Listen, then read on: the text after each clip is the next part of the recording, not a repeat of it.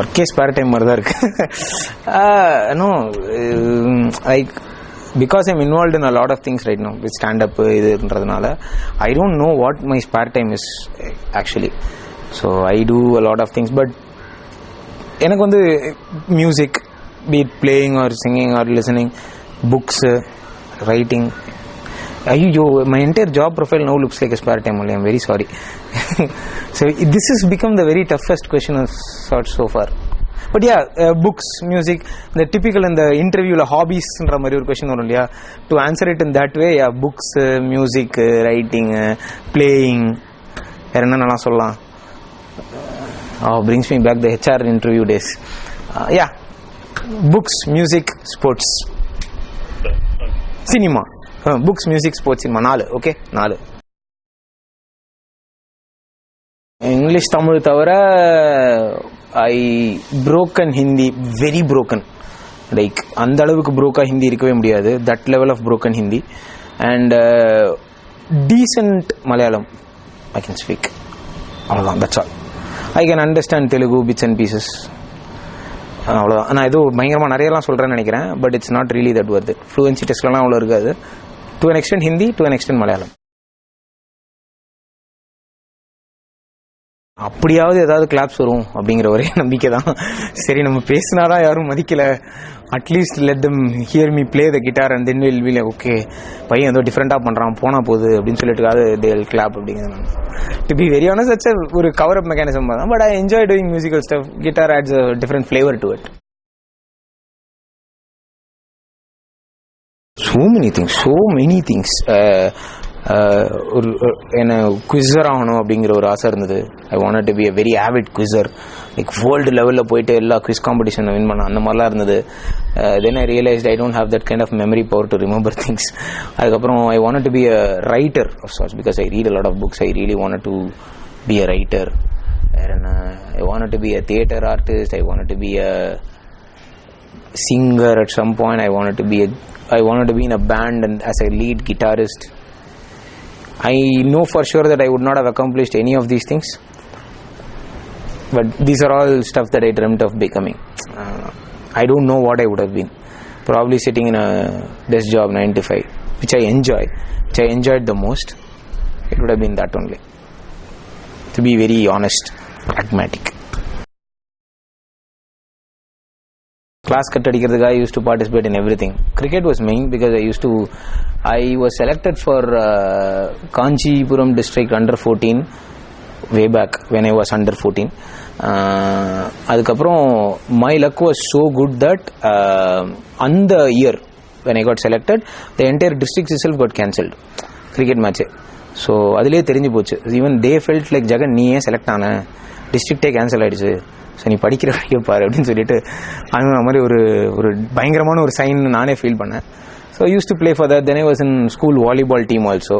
Again அதனால class cut அடிக்க முடியும் அப்படிங்கிற ஒரே ரீசனால I used to do that. I used to play TT, carrom, எல்லாமே தான் இதெல்லாம், shuttle, whatever it takes. Stands out na adhe da na solluven. Andy Kaufman, when I first saw Andy Kaufman uடைய, he is that one comedian who believed that you don't have to tell jokes to be funny. So எனக்கு அது ரொம்ப இன்ட்ரிகிங்கா இருந்தது. There are 2 routines of his, one of which is like insanely famous. It's called as a foreign man routine அப்படினு. I can't explain it, I can't do it, but it's better if you go and watch it. So I would say if one of the best acts that I have ever witnessed that opened a new kind of avenue for stand-up comedy or comedy in general, that opened like a lot of thinking process for me, it's foreign man routine. There is a close second, it's called Mighty Mouse. Adhe Andy Kaufman da. So these two are like one of the best that I've ever seen, but I would say foreign man because it's much more popular, and that's the first thing that I saw. Inspiration மாதிரி தான் நினைக்கிறேன். Favourite பர்சனாலிட்டினா at different points of time different people are there. Musicians are there. மியூசிஷியன்ஸ்னா anybody who is charismatic, like somebody like Freddie Mercury of Queen, like I used to envy him a lot. How he holds the audience together, it always fascinated me. And that one, and I used to like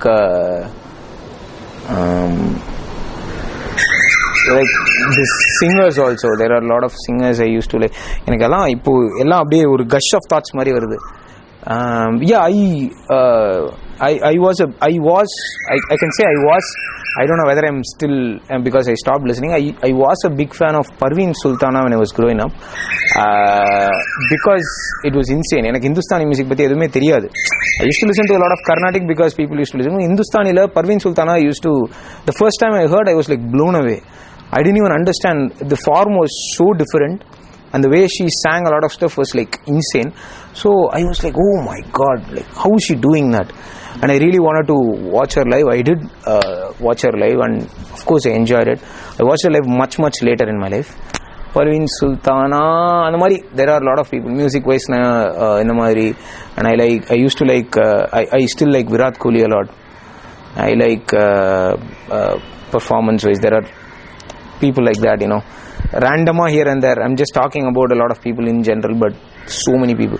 Anybody from music, anybody from this.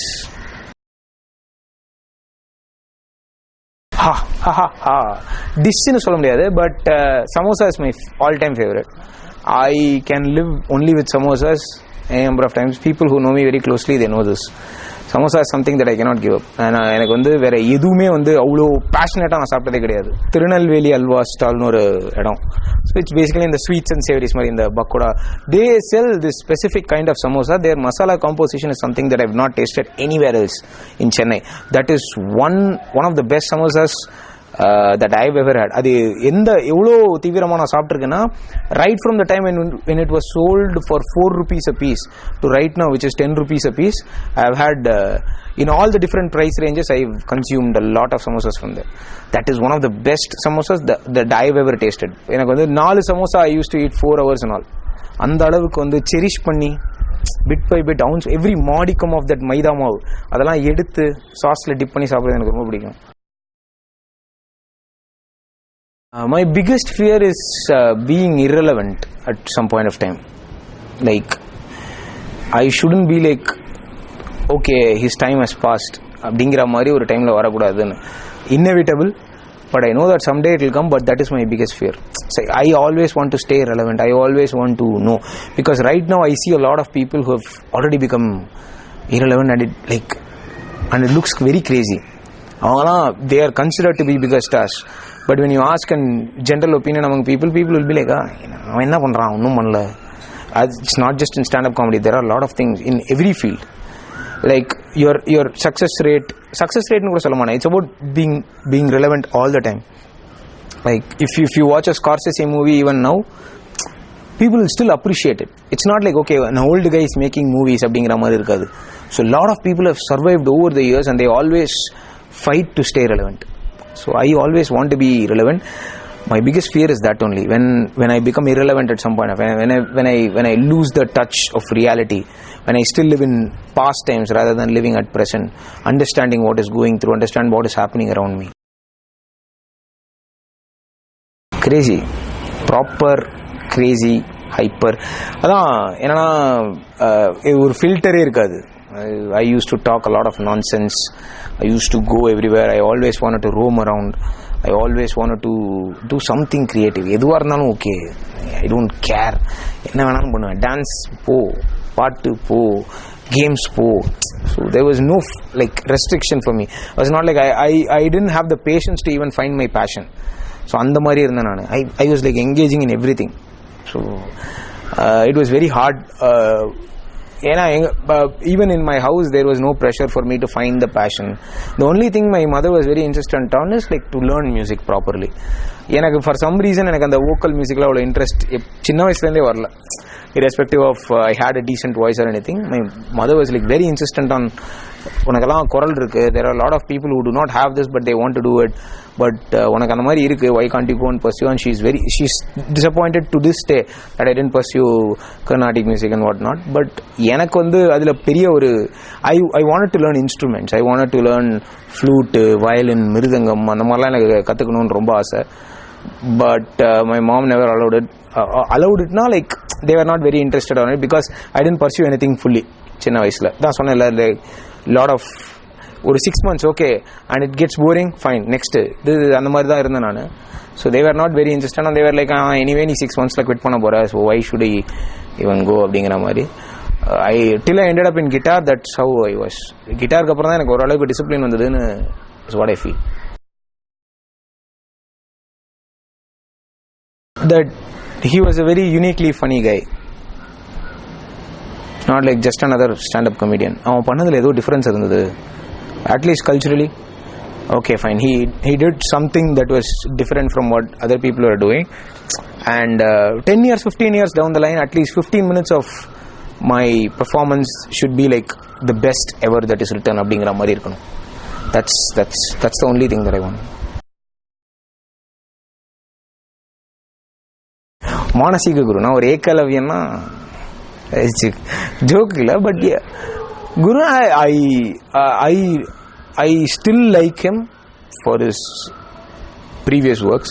I'm not a big fan of his recent work, to give a very serious answer. எனக்கு ரொம்ப பிடிக்கும் because of he focused on sound and the quality of sound, quality of the song, the music production la வந்துட்டு the way he focused on that, it's really special according to me, because when he came out with the songs, and it will have that very rich dense sound that was non-existent at those point of time. So Haris Jayaraj kekumbodhe there is something different, this is not something that I'll regularly listen to. So ஒரு sound experience na eppadi irukum அப்படிங்கிறது எனக்கு தெரிஞ்சது. So I found him like he created a next generation of music fans, and ஒரு revolution சொல்ல மாட்டேன், but he brought in a new wave of change, and he just brought in, he didn't pursue it. That's the biggest disappointment. He became I don't know if I have to use the word, he became lazy in my opinion. Shouldn't have. So எப்படி ஒரு இளையராஜாக்கு அப்புறம் ஒரு ரஹ்மான் வந்து he brought in something different, Haris Jayaraj brought something very very different, but ultimately like I don't know what happened though. That's the reason why குருநாதர்னு சொன்னது சும்மா ஒரு comedic எஃபெக்ட்டுக்காக, but I really like him. As a music director, yeah, definitely.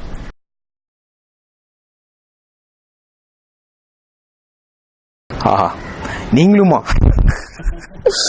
நீங்களும் இதே கேள்வியா? இல்ல that was the interview happened on the last day of my corporate life, which is IT life, and it was just the day before I joined Put Chutney, as in like the weekday before I joined Put Chutney. So annikku dhaan na paper potu I finished all my exit formalities, and then I came for the interview.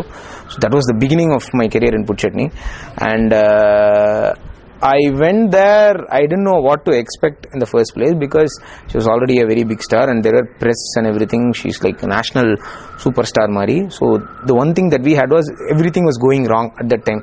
Camera edo seri illa, edo or battery illa, memory card miss aachu. So people were like rushing here and there. They were busy with all the setup, and I didn't know what to do. I had no clue, because I interviewed Amrita adukku munadi, Truth or Dare adhe episode. First episode I interviewed Amrita, and she was like very cool about it. And because she's a big star, I didn't know whether it would really work, because the press conference thing that was junket that was supposed to happen for 1 hour, it went for 2 hours, and she was already late. Adukapra vandu we had to start immediately also. I thought that okay, அவங்க எதுவுமே சாப்பிடல, maybe she is very cranky, she'll be very busy. ஏன்னா எனக்கே டயரிங்காக இருந்தது press ஜங்கெட்லாம்.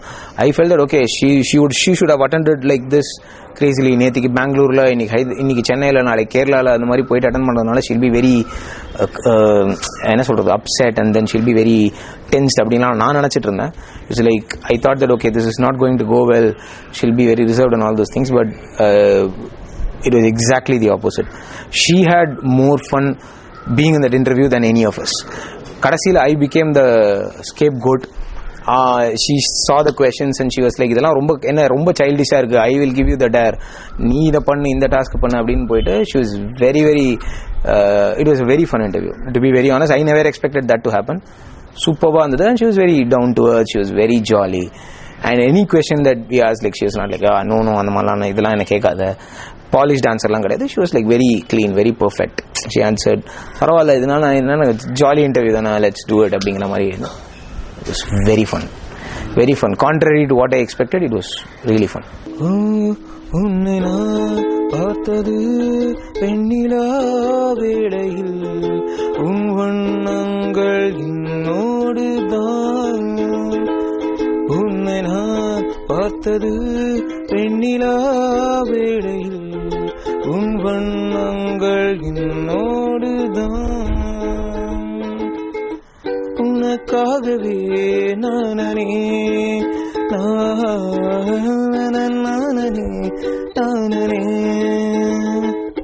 உன்னை நான் பார்த்தது வெண்ணிலா வேளையில், உன் வண்ணங்கள் என்னோடுதான்.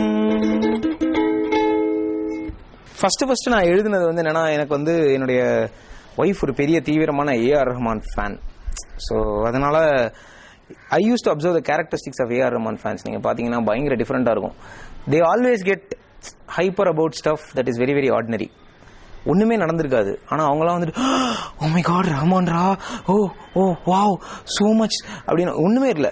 என்னன்னா சும்மா கார்ல ஏதாவது ஒரு சவுண்ட் வரும், அடுத்த பாடல் ஏஆர் ரஹ்மான் இசையில் வந்திருக்கக்கூடிய ஒரு புதிய பாடல் அப்படின்னு ஒன்று என் ஒய்ஃப்லாம் அப்படியே துடிச்சிருவா. என்னென்ன நடந்திருக்காது, ஏன்னா அப்படின்னு ஒரு சவுண்ட் வந்திருக்கும், உடனே oh my god what a song, oh no அப்படிங்கிற மாதிரி ஃபீல் பண்ணி பார்த்தா கடைசியில் அது லலிதா ஜுவல்லரி ஆடு. சரியா, அது என்ன அது ஆடா பாட்டான்னு கூட தெரியாம வெயிட் பண்ண முடியாம அந்த அளவுக்கு அப்படியே பரவச நிலையிலே இருப்பாங்க. Oh my God look at me, my goose is pumping, my mind is blowing, my flabber is gasting, அந்த ரேஞ்சுக்கெல்லாம் ஒரு எமோஷன்லாம் போட்டு பாடி எதுக்குன்னே ஏன் இப்போ என்ன நடந்துச்சு ஒன்றுமே நடக்கலையே, அதுக்குள்ளே என்ன இவ்வளோ துடிப்பு அப்படின்னு பார்த்தா இது வந்து இங்கே மட்டும் நிற்காது. இது வந்து என்னன்னா எங்கள் வீட்டில் இதோட பயங்கரமாலாம் இருக்கும். There are people who are like Ilaiyaraaja ஃபேன்ஸ்லாம் இருப்பாங்க, அவங்க இதோட பயங்கர டேஞ்சரஸான பீப்புள். ஏன்னா இவங்களுக்கு எந்த அளவுக்கு வந்து நார்மலாக இருக்காங்களோ அவங்க வந்து இதோட டபுள் த ஹைப்பராக இருப்பாங்க. அவங்களாம் வந்து சூரியன் உதிக்கிறதே வந்து இளையராஜானால தான் அப்படின்னு ஃபீல் பண்ணி துடிச்சிக்கிட்டு இருக்கிற ஒரு ஆளுங்க. அவங்க கிட்டலாம் நம்ம வந்து சாதாரணமாக வாக்குவாதம் கூட வச்சுக்க முடியாது. நீங்கள் போய் சும்மா ஏதாவது இளையராஜா பாட்டு பாடுங்க, ஒத்துக்கவே மாட்டாங்க. நான் இன்னைக்கு ஒரு நாள் தெரியாம நீலவான ஓடையில் நீந்துகின்ற வெண்ணில அப்படின்னு ஒரு பாட்டு பாடிட்டு சும்மா விட்டேன். அவன் பாத்தியா இசை ஞானி பாத்தியா, அங்க இசைடா இதாண்டா இசை கொழுந்துங்கிறது, கொழுந்து வெடிச்சு அப்படியே இசை மண்டக்குள்ள இறங்கி காது வழியா அப்படியே ஒழுகி மூக்கு வழியா அப்படியே சிந்தி வாய் வழியா அப்படிங்க ததும்பியில இருடா. அது கங்கை அமரன் மியூசிக்கு. யாரு மியூசிக் போட்டாங்கன்னே தெரியாம என்ன பாட்டுன்னு தெரியாம எதுக்கு அவன்லாம் ஏன் ஒத்துக்கவே மாட்டான். எதுக்காக இருந்தாலும் அவன் துடிச்சுக்கிட்டே இருப்பான். அப்போ கங்கை அமரன் சொன்னா கூட ஒத்துக்க மாட்டான். ஏன்னா கங்கை அமரன் யாரு, இளையராஜா தம்பி தானே, எல்லாம் ஒண்ணு தானே. இளையராஜா மியூசிக் நீ இளையராஜா தம்பிடா, இளையராஜா தானே அங்க மூலம், அங்க எல்லாமே அவங்க அவர் தான் அப்படிங்கிற ரேஞ்சுக்கு அவங்க ஃபீல் பண்ணும்போது. ஆனா எனக்கு அதனாலதான் ரஹ்மான் ஃபேன்ஸ் கிட்ட ஈஸியா அப்ரோச் பண்றது பிடிக்கும். ஏன்னா அவங்க வந்துட்டு ஒரு கேரக்டரிஸ்டிக் இருக்கும். நீங்க என்ன ரஹ்மான் ஃபேன்ஸ் எல்லாம் நீங்க பாத்தீங்கன்னா கூட at any point of time, any given point of time அமைதியாவே இருப்பாங்க. ஏன்னா அவங்க ஹெட்ஃபோன்ஸ்ல ஒரே ரஹ்மான் பாட்டை ஒரு 1,00,000 தடவை கேட்டுக்கிட்டே இருப்பாங்க. அது வந்து ஒரு கேரக்டரிஸ்டிக். ஏன்னா அவங்களுக்கு வந்து ஒரு இந்த பிடிச்சே ஆகணும். அந்த பாட்டை வந்து நம்ம ஜென்மத்துக்கு என்னைக்குமே கேட்க மாட்டோம். ஆனா இவங்க 1,00,000 தடவை கேட்டுட்டு நூவான்ஸ்லாம் சொல்லுவாங்க. Oh my god you don't understand. இந்த பாட்டில் இந்த 2வது சரணம்லாம் இருக்கு பாத்தியா, அந்த சரணம் வந்து பயங்கரமான ஒரு ஸ்ட்ரக்சர். அந்த பாட்டில் வந்து ஸ்ட்ரக்சரே இருக்காது. சரியா, ஃபுல் பாட்டு வெறும் மன்மத மாசம் மன்மத மாசம் மன்மத மாசம்னே அந்த ஆள்லாம் பாட்டு போட்டிருக்காரு. சரியா, பாட்டு எண்டு வரைக்கும் அது மட்டும்தான் வரும். நாங்களும் வெயிட் பண்ணிட்டு இருக்கோம், மன்மத மாசம் மன்மத மாசம் மன்மத சரி ஓகே அடுத்தது மன்மத மாசம் மன்மத மாசம். இந்த சைட்ல நித்யஸ்ரீ ஒரு சைட்ல மன்மத மாசம், அந்த சைட்ல சங்கர் மகாதேவன் ஒரு தடவை சரி மன்மத மாசம் வந்துருச்சுப்பா. அதுக்கப்புறம் என்ன வருது, வரவே இல்லையே. ஒரு மாசம் எவ்வளவு நாள் தான் ஓடும்.